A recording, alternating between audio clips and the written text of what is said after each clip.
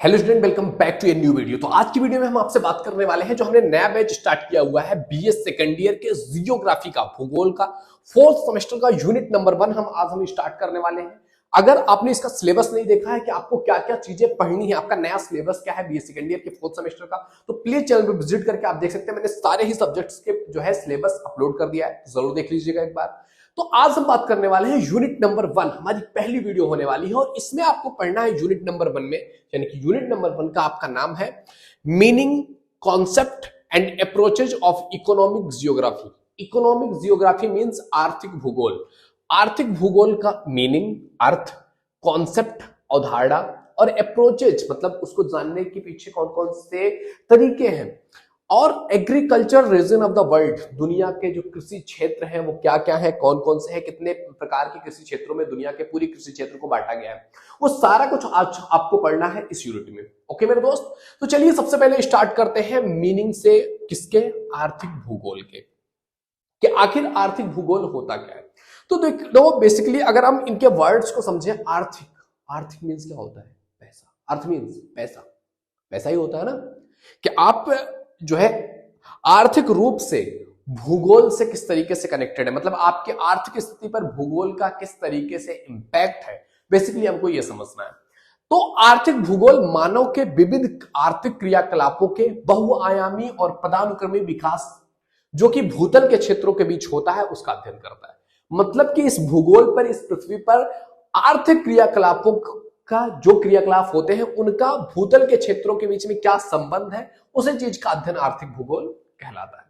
अब इस पर तमाम सारे विद्वानों ने अपने अपने पॉइंट ऑफ व्यू रखे हैं कि आखिर आर्थिक भूगोल होता क्या है। तमाम सारे विद्वान हैं, अब उन्होंने अपने अपने हिसाब से कहा हुआ है। इस पर मर्फी अपना विचार रखते हुए कहते हैं कि आर्थिक भूगोल में मनुष्य के जीविकोपार्जन की विधियों में एक स्थान से दूसरे स्थान पर मिलने वाली समानता और विषमता का अध्ययन किया जाता है।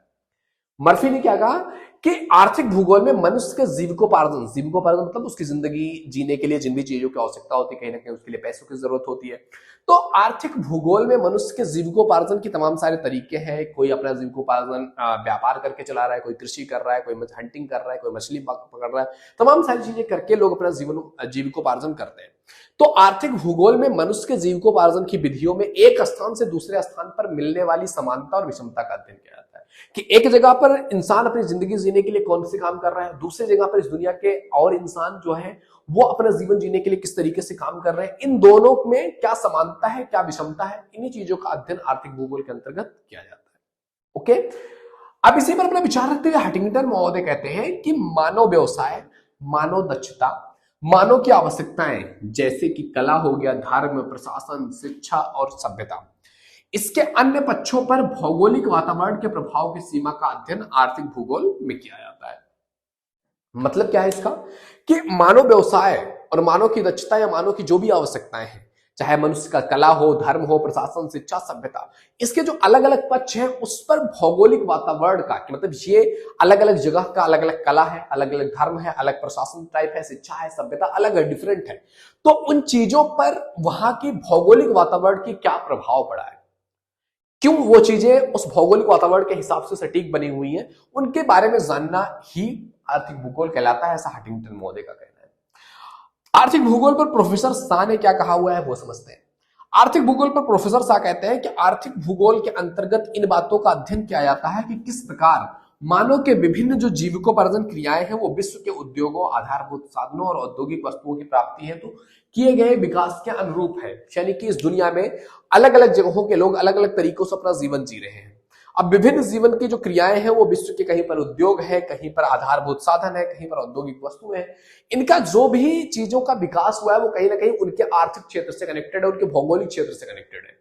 तो इसीलिए इसको, इस आर्थिक स्थिति को डिफाइन किया जाता है आर्थिक भूगोल से, कहीं ना कहीं भूगोल उसमें इंपैक्ट डालता है, ऐसा मानना है प्रोफेसर शाह का। तो बेसिकली कहने का अर्थ यह है कि दुनिया के अलग अलग जगहों पर दुनिया के लोगों के जीविकोपार्जन के लिए जो वो आर्थिक स्थिति अपनी मजबूत करने के लिए जो काम करते हैं, वो कामों में, उनकी जीविकोपार्जन में जो डिफरेंसेज है पूरे वर्ल्ड में, उन चीजों को समझना और किस तरीके से भूगोल उनके जीविकोपार्जन में, उनकी जिंदगी में, उनकी भौगोलिक स्थिति, उनकी आर्थिक स्थिति में इंपैक्ट डालता है, उस चीज का अध्ययन करना ही आर्थिक भूगोल कहलाता है।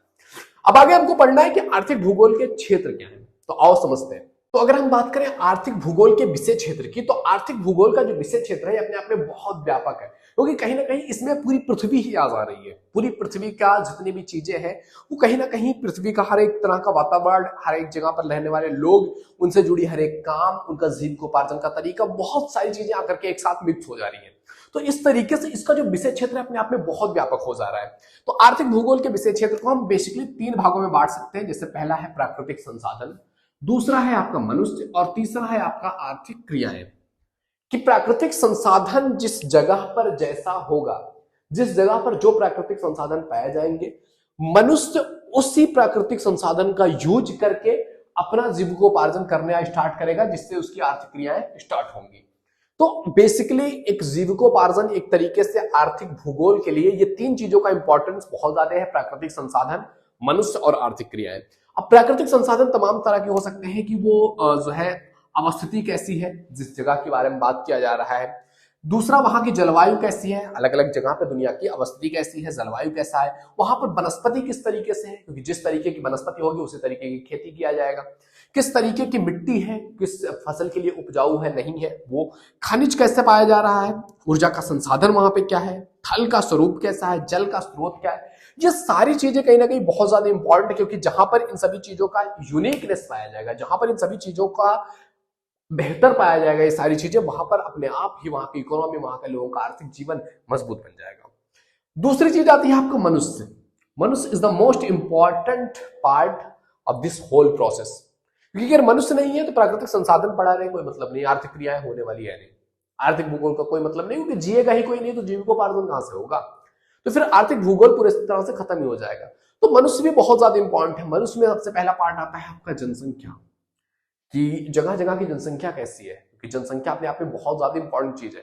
जहां पर जनसंख्या नहीं है वहां पर लोगों को जनसंख्या की जरूरत है, जहां पर बहुत ज्यादा वहां पर कम होने की जरूरत है। जैसे कि सोवियत रूस की बात किया जाए, वहां पर जनसंख्या इतना कम है कि वहां का जो संसाधन है उसका यूज ही नहीं कर पा रहे वो लोग। तो वो चीजें हो गई। वितरण और घनत्व की, कहां पर मनुष्य कितना ज्यादा है दुनिया में, कहां पर घनत्व ज्यादा है, जनांकीय विशेषताएं क्या है, लोगों की विशेषताएं क्या है, किस आयु वर्ग के लोग कहां कहां पर पाए जा रहे हैं, एजुकेशन लोगों के पास किस तरीके से है, शिक्षा कितने हाई लेवल की है, तकनीक की बात किया जाए तो किस तकनीकी से वो सक्षम है, उनके पास स्किल्स है भी या नहीं है, क्योंकि मनुष्य अगर उनके पास कुछ स्किल्स नहीं है तो वो ऐसे ही जिए जाएंगे। सामाजिक विशेषताएं क्या है अलग अलग जगहों के मनुष्यों की, सांस्कृतिक विशेषताएं क्या है, जो अलग अलग जगह के लोग आए हुए हैं उनकी सांस्कृतिक विशेषताएं क्या है, सामाजिक विशेषताएं क्या है।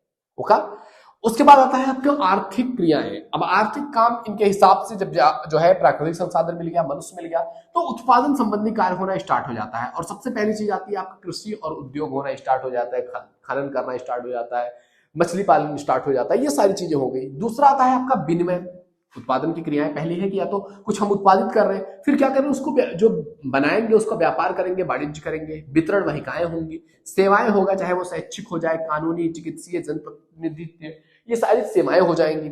उसके बाद उच्च आर्थिक क्रियाएं होती है, जैसे कि धर्म उपदेश हो गया या फिर उच्च आर्थिक मनोरंजन के लिए काम हो गया। तो इन सारी चीजों के आधार पर आर्थिक क्रियाओं का अपना 3 लेवल है, 3 लेवल की आर्थिक क्रियाएं हो सकती है। प्राथमिक जो आर्थिक क्रियाएं हैं, प्राथमिक आर्थिक क्रियाओं में हम ये कह सकते हैं कि ऐसी क्रियाएं जिनको करने के लिए डायरेक्टली जो प्रकृति के द्वारा हमें संसाधन मिला हुआ है, उन संसाधनों का डायरेक्टली यूज करके जो क्रियाएं स्टार्ट कर दी जाए वो प्राथमिक क्रियाएं कहलाती है। फॉर एग्जाम्पल, हमको मिट्टी मिला है, वनस्पति मिल गया है, हमको जलवायु अच्छी मिल गई है, जल का स्रोत मिल गया है, हम कृषि कर लेंगे। हमारे पास जमीन है और उसके अंदर हमको लग रहा है संसाधन, हम खुदाई करेंगे, खानों की खुदाई करेंगे, उससे तमाम सारी चीजें निकलेंगी। तो जो काम डायरेक्टली प्राकृतिक संसाधन से किया जा सकता है, जैसे कृषि हो गया, मछली पालन पकड़ना हो गया, खानों की खुदाई हो गया, ये सारी चीजें डायरेक्टली मिल रही है, वो प्राथमिक जो है स्तर की क्रियाओं में आएंगी। द्वितीय स्तर की क्रियाएं ये होती हैं जो प्राथमिक स्तर पर जो प्राप्त चीजें होती हैं उनको डायरेक्टली यूज ना करके उसमें कुछ मॉडिफाई करके उसका यूज किया जाए। फॉर एग्जांपल, जैसे कि जमीन से खोदा गया और लोहा निकला, तो लोहे का जो है अयस्क निकलता है। अब उस अयस्क को, लोहे के अयस्क को गला करके आप मशीन बना रहे हो, यंत्र बना रहे हो, अलग अलग चीजें बनाई जा सकती है। कृषि किया, हमने गेहूं पैदा किया, गेहूं को हमने पीस करके आटा बना लिया जिससे रोटी बना रहे हैं। तो जो भी चीजें डायरेक्टली फॉर्म में हमारे पास आए उसको मॉडिफाई करके उसका यूज करना, उसको वितरित करना, लोगों तक पहुंचाना, ये कहलाता है आपका द्वितीय श्रेणी। तृतीय श्रेणी में आता है आपका सेवा संबंधी कार्य, सर्विस सेक्टर इसको कहते हैं, जिसमें हम सर्विस देते हैं, चाहे वो संचालन का हो या संवहन का हो, एक जगह से दूसरे जगह जाने आने का हो, जो है कोई सामान किसी ने बना दिया, वो दूसरे तक पहुंचाना हो, कंफर्ट देना हो, ये सारी चीजें किसमें आती है, तृतीयक श्रेणी में आती हैं। और इसी में अगला आ जाता है आपका हाई लेवल की चीजें, जैसे मनोरंजन की चीजें हो गई, आपका गेम हो गया, अलग अलग सेक्टर्स हो गए। तो ये सारे बेसिकली कहीं ना कहीं आपका meaning, concept, approaches of economic geography, ये सारा कुछ हमने कवर कर लिया है आज की इस वीडियो में। अगली वीडियो में हम बात करने वाले हैं agricultural region of the world, दुनिया के जो एग्रीकल्चरल रीजन है उसके बारे में हम बात करेंगे अगली वीडियो में। तो आई होप ये वीडियो तुम्हें पसंद आया होगा। वीडियो पसंद आए तो लाइक जरूर कीजिए। पहली बार चैनल पे आए हैं, please visit the channel. If you think it is valuable तो आप सब्सक्राइब कर सकते हैं। आने वाली वीडियोस का नोटिफिकेशन पाने के लिए चैनल को सब्सक्राइब करके बेल आइकन भी जरूर हिट कर लीजिएगा। ओके मेरे दोस्त, मिलते हैं आपसे अगले वीडियो में, तब तक के लिए जय हिंद, जय भारत, थैंक यू।